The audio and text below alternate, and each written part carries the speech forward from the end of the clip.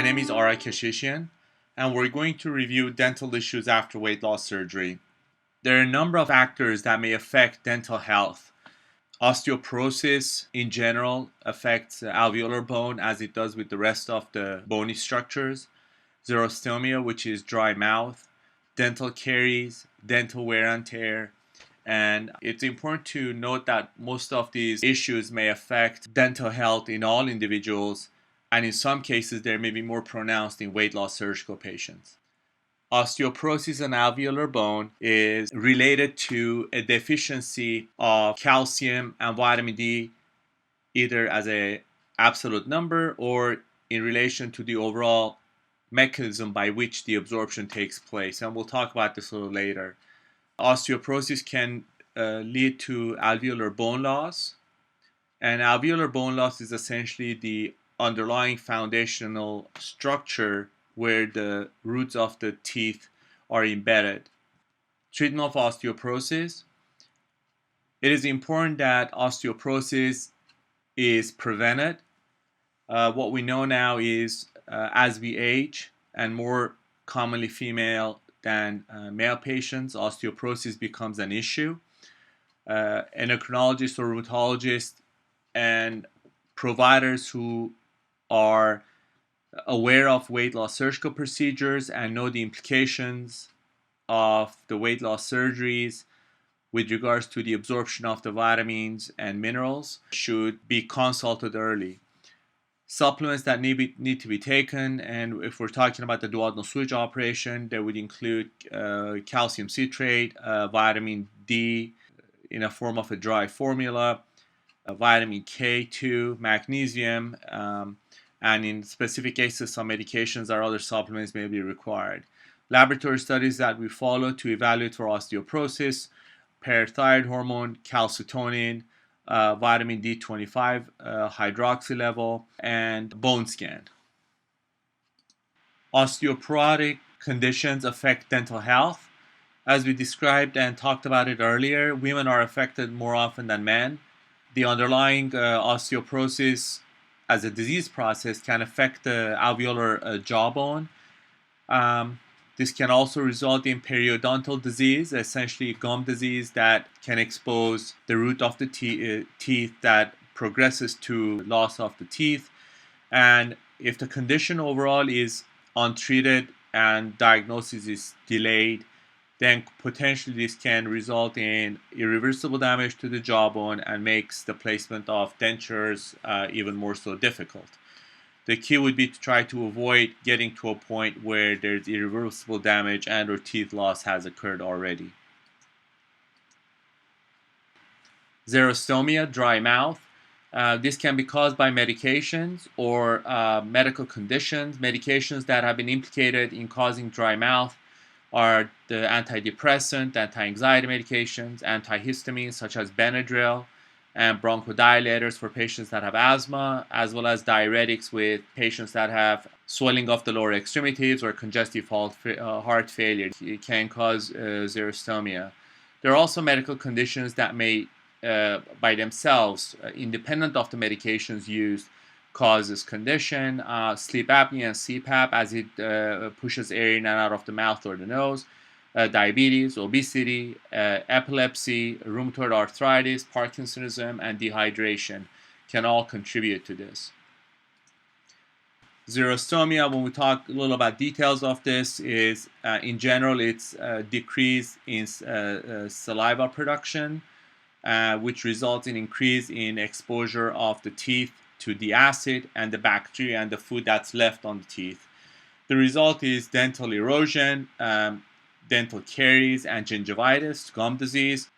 The treatment for it is hydration, and the key would be to continuously swish and keep ourselves hydrated. Brushing 1 or 2 or 3 times a day regularly is critical. It's important that we brush properly, not to cause gum loss, which exposes the root of the teeth. And for nose breathers, humidifiers, and patients with sleep apnea, trying to make sure the equipment is properly set, and if there is a humidifier available, to be connected to it properly. Dental caries and wear and tear. The most research that we've been able to identify talks about dental caries and orally related disease conditions that follow gastric bypass and the lap band procedures. There is no published data that talks about duodenal switch operation and its relationship to oral hygiene. In the particular studies that we found, dental caries increased by 25% from pre-op state in the patients that had gastric bypass and the lap band. Increased acid due to vomiting in the lap band patient population, and in the gastric bypass patients specifically showed that 79% of the gastric bypass patient reported 56% increase in vomiting per week. The gastroesophageal reflux disease, dehydration that follows with the persistent vomiting and inability to drink and keep themselves hydrated, having to have frequent small meals, which caused increased plaque formation and accumulation. Also, with the gastric bypass patient, because of the size of the pouch and the size of the opening between the pouch and the stomach, and the patient's intolerance to be able to tolerate proteins, carbohydrate intake increased by 37%. And one of the other points that was talked about, and this probably affects all of the weight loss surgical procedures, was the significance of the ketosis and the possible loss of the enamel on the teeth because of the acetone breath, which is a sign of the ketosis.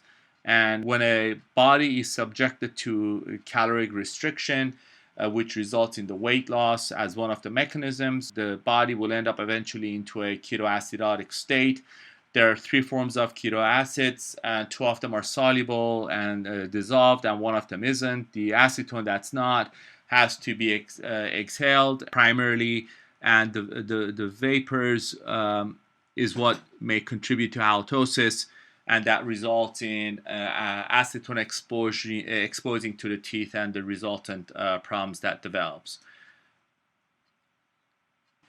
Dental caries are not necessarily related to one single variable. They're multifactorial: plaque formation, decreased saliva flow, and change in acidity, loss of the underlying foundation of calcium, vitamin D, and minerals, as well as overall poor nutritional state, all contribute to the underlying cause of poor dental status and dental caries. As you can see in the drawing, in the picture, there's a fair amount of overlap on this, so you don't necessarily have to have all 4 of them to develop caries, but clearly that central part of it can be caused by all of the variables. So it is important that every single one of those leaves, if you would, are addressed in order to prevent from deteriorating dental condition. Dental caries and wear. The treatment is more frequent and regular dental visits. Follow dental health providers' instructions with regards to mineralizations, fluoride treatments, etc. It is also important that your dental health professional, be it your orthodontist, dentist, or oral surgeon, is acutely aware of the fact that you are a weight loss surgical patient, and even more so have an appreciation of, to some degree, the type of the weight loss surgery you've had. This may be significant, for example, that a patient with gastric bypass with normal vitamin D and calcium level may have significant more problem with dehydration and nausea and vomiting, whereas a patient with the duodenal switch operation may not have the dehydration and or nausea and vomiting problem, but they may be at high risk of developing calcium and vitamin D deficiency. As we talked previously, hydration and more hydration is important. Any vomiting issues should not only be reported to your dental care provider, but also to your surgeon and the primary care. And I'm going to use this opportunity to talk about the importance of not allowing your symptoms be discounted as a part of the course. There's no weight loss surgery ever, whether it be the gastric bypass, the lap band, or the duodenal switch operation, where throwing up on regular basis is part of the norm. If you are thrown up to any frequency after any weight loss surgical procedure, please get to see your primary care. And if you do not think you're getting adequate explanation as to why you are having those problems, then you probably want to get to see a surgeon who knows about weight loss surgical procedures and get those addressed and treated.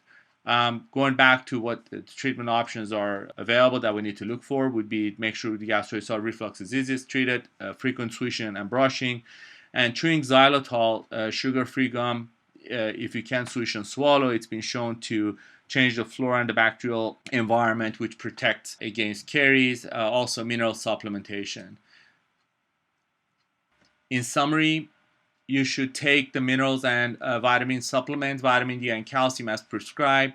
Increase frequency of follow-up with dental professionals. Do follow up your laboratory studies in addition to regular physical exams, hydration, frequent swishing and or brushing. And it is important to note that most of these issues are not related to the duodenal switch or weight loss surgery specific, but they may be exacerbated by weight loss surgical procedures. Thank you.